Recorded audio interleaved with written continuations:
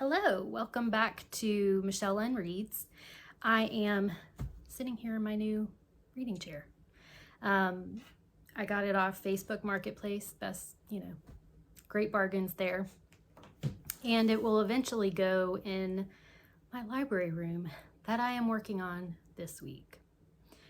I have a dog. She is like a 50-pound lab mix that has kind of taken over this chair, and she doesn't normally let me use it, but I got it this time. So thanks, Mabel.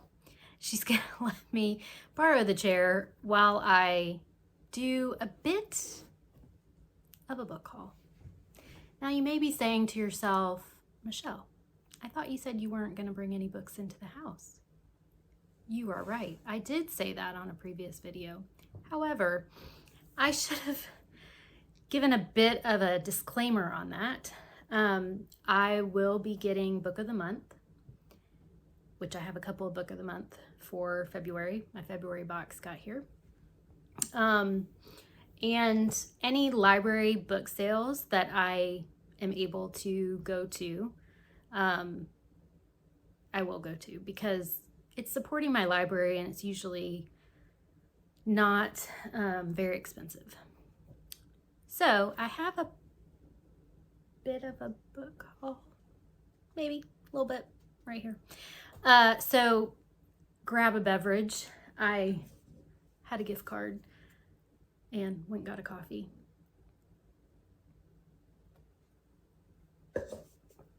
So let's talk about some books that I got. The book sale was, you guys look a little bit crooked. Let me see if that's a little bit better.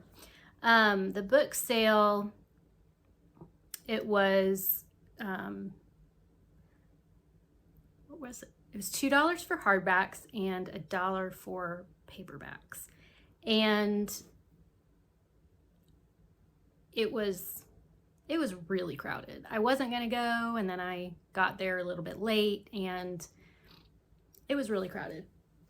So we're going to go through these. And I'm going to read just a general synopsis, but a lot of these many people have heard of, and I've heard from other booktubers.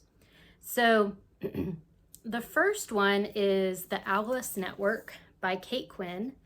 I don't think I've ever read Kate Quinn before. I've heard a lot of good things about her. Historical fiction is not like a go-to genre for me, but I'm starting to enjoy it a little bit more. And based off what I've heard of Kate Quinn, she might be one for me. So this is 2 timelines. 1947, in the chaotic aftermath of World War II, American college girl Charlie St. Clair is pregnant, unmarried, and on the verge of being thrown out of her proper family. She's also nursing a desperate hope that her beloved cousin Rose, who disappeared in Nazi-occupied France during the war, might still be alive. When Charlie's parents banish her to Europe to have her little problem taken care of, Charlie breaks free and heads to London, determined to find out what happened to the cousin she loves like a sister. And then it goes back into 1915, a year in the Great War. Eve Gardner Burns to join the fight against the Germans, unexpectedly gets her chance when she's recruited to work as a spy.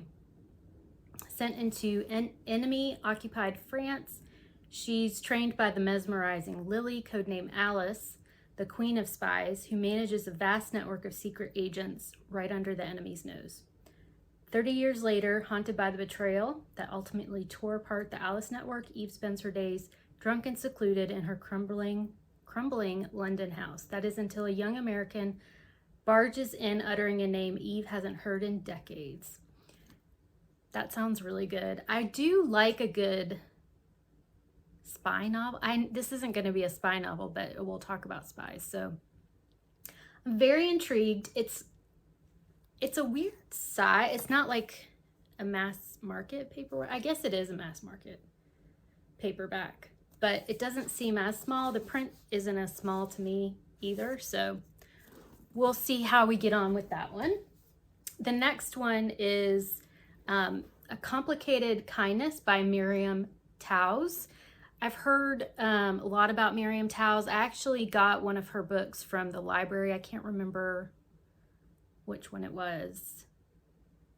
It was a while ago. And I did just kind of, when I get books from the library, especially when I get a lot of them, I will read a chapter from each one and see which one kind of piques my interest to start right then. And I enjoyed the chapter that I read. Totally forgot what the book was. I want to say it was Women Talking. Is that one of hers? I want to say it was Women Talking. And haven't checked it back out yet, but I really did enjoy the story and the talking. This is a pretty backlist book, which I enjoy backlists. This is from 2004. So Naomi Nickel, a heartbreakingly bewildered and wry young woman, is growing up trapped in a small Mennonite town that seeks to set her on the path to righteousness and smother her at the same time. Left alone with her father when half of her family disappears, Naomi is trying to avoid a career in the local chicken abattoir while dreaming of life elsewhere, and soon enough finding herself on a collision course with the only community that she has ever known. So this is, it just sounds like maybe a character study with Naomi. And like I said, I did enjoy the writing that I read from Miriam Towles, so I'm looking forward to that one. This is also a weird size. It's not a typical mass market paperback. It's a little bit taller, but the font is pretty small. So we'll see. $1, like I said, and it supports the library. All right, the next one is Hidden in Snow by Vivica Sten, translated by Marilyn Delarge. Not sure if I'm saying that right. I believe it's translated from the Swedish. And this is a crime novel. Sorry, the cat is leaving now. A crime novel taking place in the Swedish mountains. And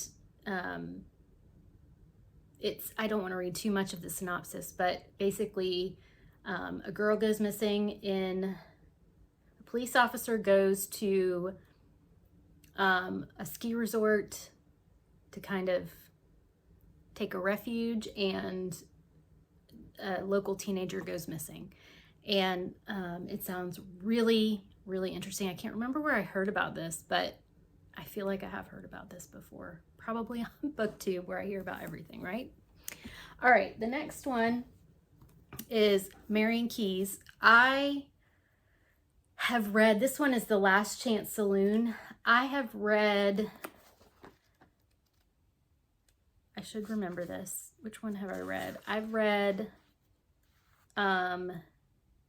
Rachel's Holiday and really enjoyed it. It was just a fun romp that you never really realize you're reading, because the one the copy I read was a mass market paperback, and it was over 500 pages, and I didn't really realize I was reading 500 pages when I read it. So I really enjoy Marian Keyes' writing. And this is The Last Chance Saloon. Ever since leg warmers were cool, best friends Tara, Catherine, and Fenton have survived small town Inu, big city heartbreak, and endless giddy nights out on the town. But now that they've graduated to their slightly more serious 30s, only Fenton has what can honestly be called a love life. With Tara struggling daily with her eternal diet and her dreadful penny-pitching boyfriend, and Catherine keeping her single existence as organized as her drawer full of matching bras and panty sets, it seems they'll never locate the exit door out of The Last Chance Saloon. So it's, the cat is just very interested in this. Yeah, Marian Keyes, I just really enjoy her writing. So I definitely had to get that one. The next one is a nonfiction. It's called Nora by Nuala O'Connor. This is a love story of Nora and James Joyce. It takes place Dublin, 1904. Nora Barnacle is a 20-year-old from Galway working as a maid in Finn's Hotel. She enjoys the liveliness of her adopted city, and on June 16th, Bloomsday, her life is changed when she meets Dubliner James Joyce. A fateful encounter that turns into a lifelong love. Yeah, I just really enjoy nonfiction based on real people. So is this nonfiction?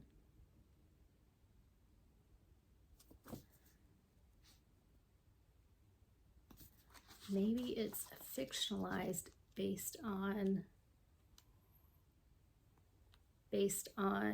real people. Yes, it is fiction based on real people. So I do enjoy that.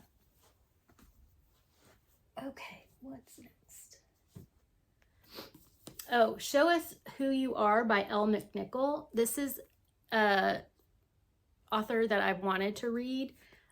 She is a disabled author, and I've heard of A Kind of Spark, but honestly, I just wanted to grab this. It's a really cool cover too. When Cora meets Adrian, she's looking for a new best friend. She doesn't want to explain that she's different, but Adrian surprises her, and soon she's drawn into a whirlwind of fun, adventure, and true friendship, and into the world of the mysterious Pomegranate Institute. Cora becomes captivated by Pomegranate's hologram technology that can bring people back to life, but there are secrets lurking beneath the surface that threaten everything she knows to be true. Can Cora fight to make her voice heard and not lose sight of herself? That sounds kind of cool. And the cover art is by Kay Wilson. It's really cool cover art. So this is middle grade, I believe. And next month is middle grade March. So that's perfect timing for that. This next one is by Attica Locke. It is Blackwater Rising. This is the first in the, is it called the J. Porter series, I believe. Attica Locke is, I've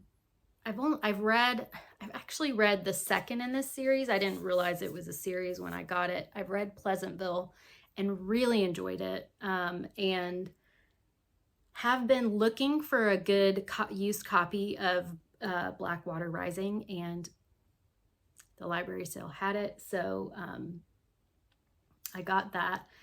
J. Porter has long since made peace with not living the American dream. He runs his fledgling law practice out of a dingy Houston strip mall, where his most promising client is a low-rent call girl, and he's determined to leave the sins of his past buried. The guns, the FBI file, and the trial that nearly destroyed him. That's all I want to read. Attica Locke pulls me in right away, and so I'm looking forward to that one. I'm running out of room to put these, so we'll put it down there for a little bit. This one is One Foot in Eden by Ron Rash. I have heard of Ron Rash from Kendra at on her channel, Kendra Winchester. This is an Appalachian. The author was winner of the Appalachian Book of the Year in 2002, and I believe he's won other awards since then. This is from, let's see, a lot of blank pages in the beginning, 2002. It's also, you can tell, a used copy from someone who had to read this for school, which is always kind of fun when you see what they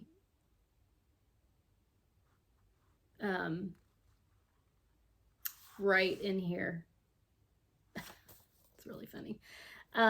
This is, Will Alexander is the sheriff in a small town in southern Appalachia, and he knows that the local thug, Holland Winchester, has been murdered. The only thing is the sheriff can find neither the body nor someone to attest to the killing. Simply, almost elementally, told through the voices of the sheriff, a local farmer, his beautiful wife, their son, and the sheriff's deputy. One Foot in Eden signals the bellwether arrival of one of the most mature and distinctive voices in Southern literature. I wonder if this is is this his debut? I'll have to look into that. It's got other things listed in here, so I don't think it's his debut, but it may be one of his early works. So One Foot in Eden, Ron Rash. That sounds really interesting. This next one I was really excited to find. Denise at La Rosa Reads. I think that's her channel. This book, The Street by Ann Petrie, was one of her favorites of 2023, I think. And I just was really intrigued by by her discussion of the book. There is this type of let's see. Set in Harlem of the 1940s, The Street is the story of Liddy Johnson, a young single Black woman determined to create a life of integrity and dignity for herself and her young son. Luddy's strength of spirit and world of cramped tenements, poverty, and despair that surround her are powerfully evoked in Petrie's realistic and hard-hitting prose. Originally published in 1946 and winner of the Houghton Mifflin Literary Fellowship Award. This is a moving and disturbing tale of ghetto life. Interesting. Yeah, so I've heard about this before, like I said, from Denise at La Rosa Reads, and I'd also heard about this. I think the cat's determined to make sure that the camera falls.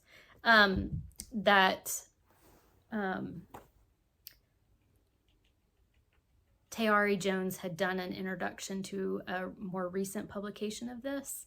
So hopefully I can find her introduction online after reading it. I really like Tayari Jones as well. So the next one I got is The Dollhouse by Fiona Davis. I've read Fiona Davis before and I liked it. I think I gave it a 3-star. It was The Spectacular, her more recent book. But I've heard a lot about different books that she's written, and this one has intrigued me. And it's her debut, so I'm interested in reading this. This is about the Barbizon Hotel for Women in New York in the 1950s. A generation of aspiring models, secretaries, and editors live side by side while attempting to claw their way to fairy tale success, and where a present-day journalist becomes consumed with uncovering a dark secret buried deep within the Barbizon's glitzy past. So it's going to take us looking at the Barbizon Hotel in the 50s and then present day as well. So that sounds really cool. The next one I got is An Untamed State by Roxane Gay. I have really enjoyed Roxane Gay's short stories. I've read, can't remember the title of it. It was about women who live in Haiti. What was the name of that book? I can't remember. If I remember, I'll put it across the screen. And I've also read Difficult Women. I've read some of Roxane Gay's nonfiction as well, and she's just an amazing writer to get things across in a very direct way and also a very beautiful way. And I would buy anything that she puts out, honestly. This one is about, let's see.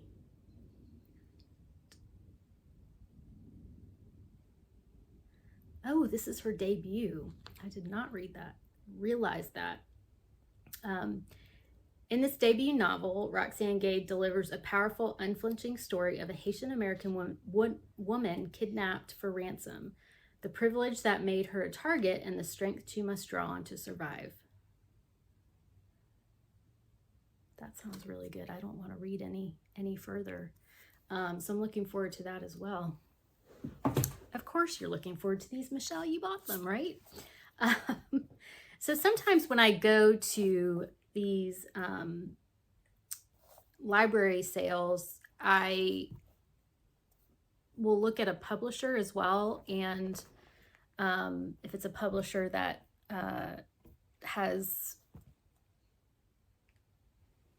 put out things that I enjoy, I might grab it. And I also like picking up things that I maybe not heard of. This was actually proof, but this is the Tor is the publisher, and this is Fly Away by Kathleen Jennings. It says, in a small western Queensland town, a reserved young woman receives a note from one of her vanished brothers, a note that makes her question her memories of their disappearance and her father's departure. A beguiling story that proves that Gothic delights and uncanny family horror can live and even thrive under a burning sun. Fly Away introduces readers to Bettina Scott, whose search for the truth throws her into tales of eerie dogs, vanished schools, cursed monsters, and enchanted bottles. Very interesting. And it's pretty short too, so looking forward to reading that. This one I kind of went back and forth with. I've heard a lot about Wally Lamb for many years. He's a very well-known author who wrote I Know This Much Is True and She's Come Undone. And I thought, do I really want to read a thick book? I don't typically read male authors, honestly. I just have never, I'm usually drawn to female authors.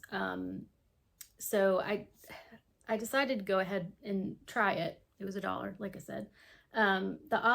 This is The Hour I First Believed. And it's about,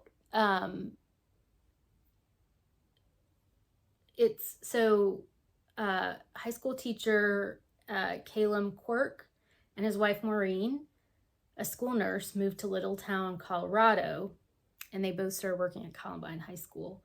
In April 1999, while Calum is away, Maureen finds herself in the library at Columbine, cowering in a cabinet and expected to be killed. She survives, but this kind of goes into her trauma after that. I don't gravitate towards books about school shootings. It's such a prevalent thing in the US that it's hard to read. And I read about other things that are hard as well, and it's not, I don't know why, but for some reason I just don't gravitate towards them. I usually kind of shy away from them. I'm not really sure why that is. I do work at a university. I don't know. Have to get into that one day. But, sorry, the dog is right next to the camera.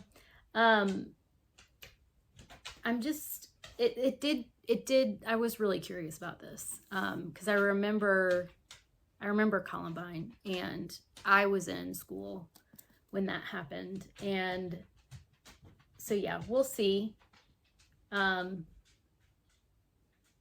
We'll see how I get on with that one too.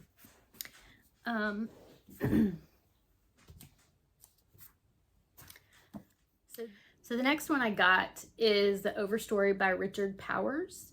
I'm pretty sure this one, I know he won a Pulitzer, and I used to want to read all the Pulitzer Prize novels, and I had started collecting them, and I read I read a number of the early ones, and then I just lost interest in the whole project because it was, you know, mostly written by men that were writing women, and I didn't really appreciate how they were writing women in some of the books. So I stopped collecting the Pulitzer Prize books, but this one is a more recent winner, and it did intrigue me. It's blurbed by Ann Patchett, Geraldine Brooks, who else? Barbara Kingsolver, who I don't really enjoy her work much. But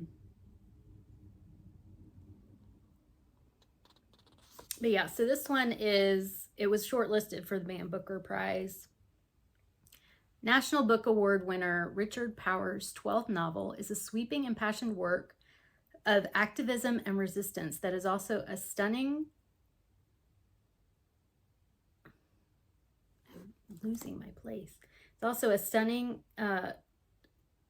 evocation of the natural world, from the roots to the crown and back to the seeds. The overstory unfolds in concentric rings of interlocking fables that range from antebellum New York to the late 20th century timber wars of the Pacific Northwest and beyond.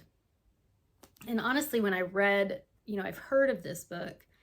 I've heard it's pretty moving. I've heard it can also be slow at times, very emotional. I was intrigued by the synopsis. It sounds like it might be a unique style of writing, which I'm always game to try. So we'll see how I get on with that one.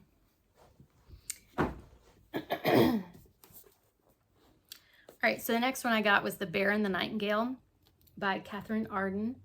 I've heard a lot about this, and actually I went to a silent book club where you meet other bookish people we met a coffee shop, and you all read whatever book you're reading.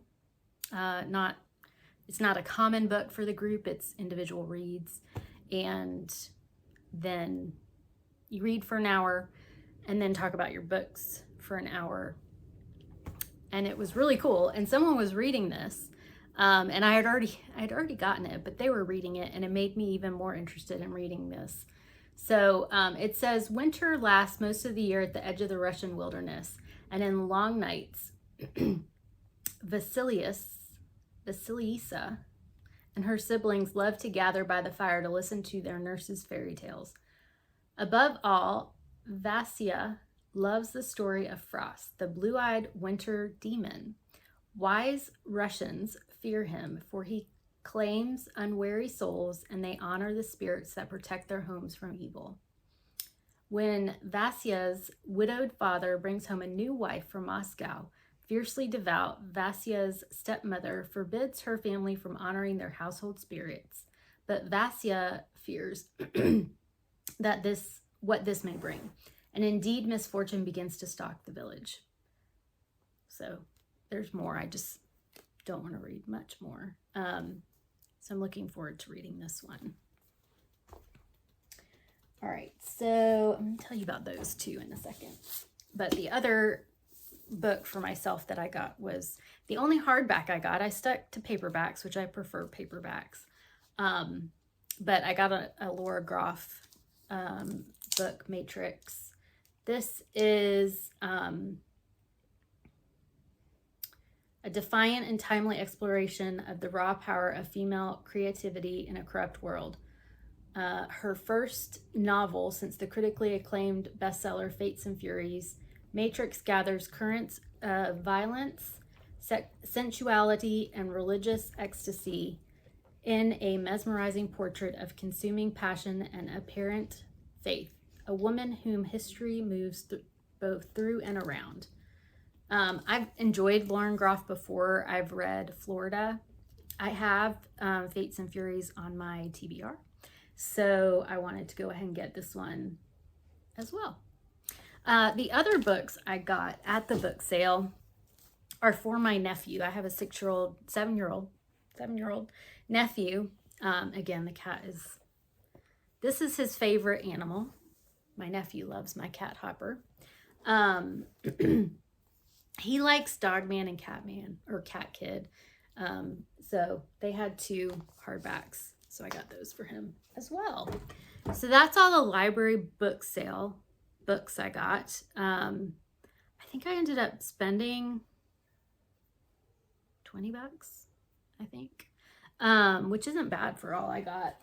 And let's see if I can get my book of the month without getting the cat out of my lap. So I did get February book of the month box. My pick was Kristen Hanna, The Women. I've read Kristen Hanna. I read The Great Alone last year. It was the first Kristen Hanna I'd read, and I loved it. Absolutely loved it. Another book that is super long and you don't really realize it's so long. There was a little, parts of it where, it was a little bit slow, but for the most part, it was really great. So now I want to do a deep dive into Kristen Hanna. This is her most recent book, and it's about the Vietnam War, or the Vietnam, what should you call it? The war. And I definitely want to read more about this. I've worked with veterans in the past in my work, and I feel like we don't have enough stories about Vietnam. We don't know enough about Vietnam. And so I'm really looking forward to reading this very soon. Then I also got, this was another choice, is The Fox Wife by Yangtze Chu. She wrote, didn't she write is it The Night Tiger?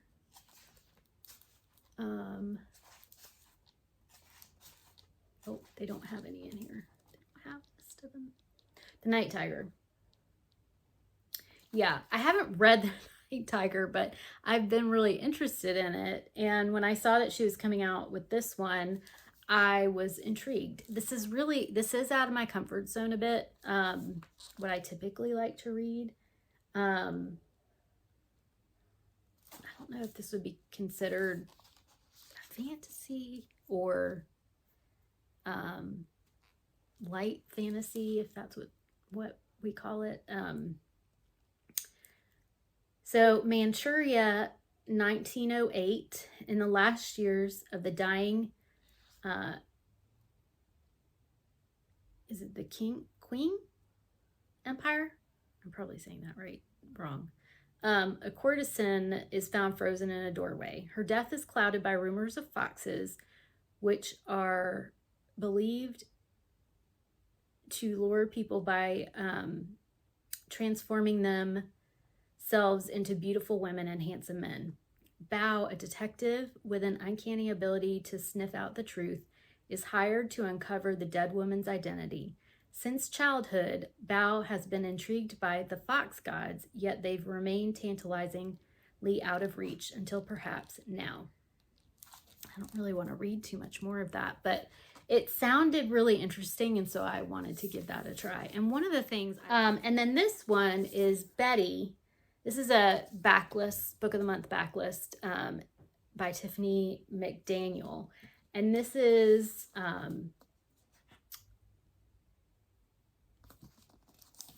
about a stunning lyrical novel set in the rolling foothills of the Appalachians about a young girl and the family truth that will haunt her for the rest of her life. A girl comes of age against the knife. So begins the story of Betty Carpenter, born in a bathtub in 1954 to a white mother and a Cherokee father. Betty is the 6th of 8 siblings. The world they inhabit in the rural town of Breathed, Ohio, is one of poverty and violence, both from outside the family and devastatingly from within. The lush landscape, rich with birdsong, wild fruit, and blazing stars, becomes a kind of refuge for Betty. But when her family's darkest secrets are brought to light, she has no choice but to reckon with the brutal history hiding in the hills, as well as with the heart-wrenching cruelties and incredible characters she encounters. This sounds really interesting to me. I've heard a lot of great things about Tiffany McDaniel as a writer. So those are the books I got from Book of the Month and the library book sale. Have you read any of these? Do you recommend them? Some of them maybe you've read and didn't like. Let me know in the comments. I do enjoy good backlist books. A lot of my TBR, my physical TBR, is backlist. And I usually get my newer books from Book of the Month. And yeah, I'm excited about all these books. I'm also excited to get them all organized. I've mentioned in previous video that I'm working on a little transition of sorts from a room that was my mom's when she was alive to making it into a bit of a library. So I'm looking forward to doing that and organizing all these books. And I will definitely share some footage from that. I also wanted to share a couple of library books that I got. And be honest, I have a lot of library books out right now. They're mostly going back. And what happened was, have y'all done this? Do y'all do this?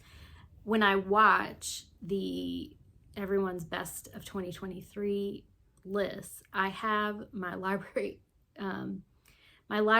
open on my phone, and I have my the Everand audiobook. So I have 4 ways of getting things, either physical through the library, and then the audio providers I use are Libby, Hoopla, and Everand. And so one way or another, I can usually get copies of the books that sound interesting to me that are on Everyone's Best Books of 2023. And so I have a number of library books out right now, and most of them are probably going to go back unread because other people want to read them. But the 2 that I'm definitely going to read are my book club books. And so the first one is The Unexpected Mrs. Polifax by Dorothy Gilman. And this is about Emily Polifax from New Brunswick, New Jersey. Some of my family is from New Jersey. Was a widow with grown married children. She was tired of attending her garden club meetings. She wanted to do something good for her country. So naturally, she became a CIA agent. I love that. An older main character joining the CIA. Love that. So looking forward to reading that for my book club. And then I'm also doing a virtual reading retreat that is held by, has put on by Krista from Books and Jams, Lindsay from Lindsay's Little Library, Sarah from Sarah's Nightstand, and Amanda from On the Middle Shelf. I'll link their channels below. It's already sold out for the virtual book retreat.